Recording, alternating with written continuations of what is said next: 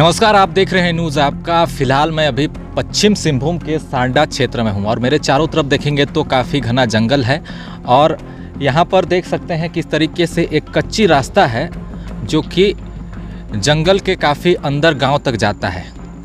आपको बता दूं कि कोल्हान के जंगलों में लगातार तेज ऑपरेशन जारी है, जिसके वजह से जो मुआदी थे कोल्हान के जंगलों में, खासतौर पर नक्सल प्रभावित उन क्षेत्रों में जो ज़्यादा गतिविधि उनकी देखी जा रही थी, वो अब जो है काफ़ी कम हो गई है।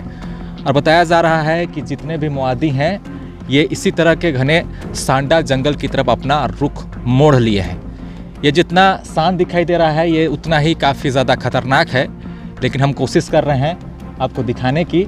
देखिए जंगल कितना घना है, नदी एक तरफ बह रही है और हम अभी कई इलाकों में जाने वाले हैं, उसे भी हम दिखाएंगे। वीडियो के साथ बने रहें। कोल्हान के जंगल मुआदियों के लिए 2012 से एक मजबूत व सुरक्षित गढ़ के रूप में बने हुए थे, मगर लगातार चल रहे एंटी नक्सल अभियान और नए बन रहे कैंप की वजह से मुआदी अब अपने मजबूत व सुरक्षित गढ़ को छोड़कर सांडा की ओर भागने में विवश हो गए हैं। बताया जा रहा है कि मुआदियों का एक बड़ा दस्ता, जिसमें 40 से ऊपर की संख्या है, वे सांडा के कई गाँव में देखे गए हैं।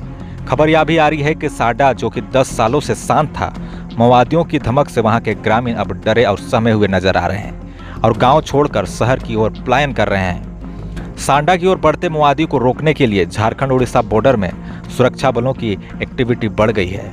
साथ में ये भी खबर आ रही है कि एंटी नक्सल इंटर स्टेट कोऑर्डिनेशन कमेटी की बैठक भी हो रही है। सांडा के घने जंगलों में माओवादियों की गतिविधियों का पता चलने के बाद हम निकल चुके हैं सांडा के घने जंगलों की ओर ग्रामीणों से बातचीत करने के लिए और जानने की कोशिश करेंगे कि वाकई में सांडा के गांवों के ग्रामीण माओवादियों के आगमन से डरे हुए हैं या नहीं।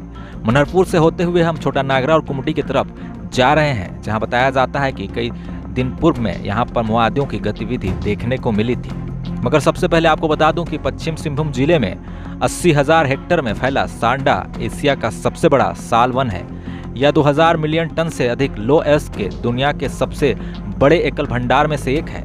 जंगल के अंदर कम से कम 36,000 हो आदिवासी रहते हैं। उनमें से अधिकांश जीविकोपार्जन के लिए साल के पत्ते और बीज जैसी छोटी वन उपज को इकट्ठा करते हैं। मैंने छोटनागरा के आसपास के कई गांवों के ग्रामीणों से बातचीत की, मगर कोई भी कैमरे के सामने बोलने के लिए तैयार नहीं हुआ।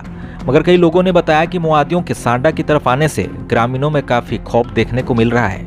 कई लोग गांव भी छोड़कर भाग गए हैं, क्योंकि जब सांडा में माओवादियों का गढ़ था उस वक्त काफी ज्यादा गांव के ग्रामीणों को नुकसान उठाना पड़ा था। सुरक्षा बल और माओवादियों के बीच संघर्ष की लड़ाई में आम जनता को काफी प्रताड़ना झेलना पड़ा था। ऐसे में सांडा में फिर से माओवादियों को पैर पसारना आसान नहीं होगा, क्योंकि जनता भी नहीं चाहती है कि फिर से वो उन्हें दिन देखना पड़े। आज भी बीते दिनों की याद कर ग्रामीण सिहर जाते हैं। कैमरे के आगे किसी को कुछ बोलने की हिम्मत नहीं हो पाती है, इसलिए हमने कभी किसी को कैमरे में कैद नहीं किया।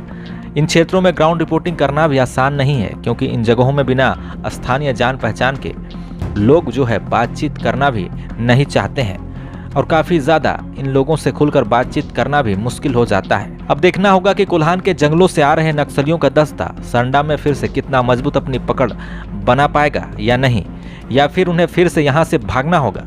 इसी तरह की लेटेस्ट अपडेट के लिए जुड़े रहे हमारे साथ, देखते रहिए न्यूज़ आपका। धन्यवाद।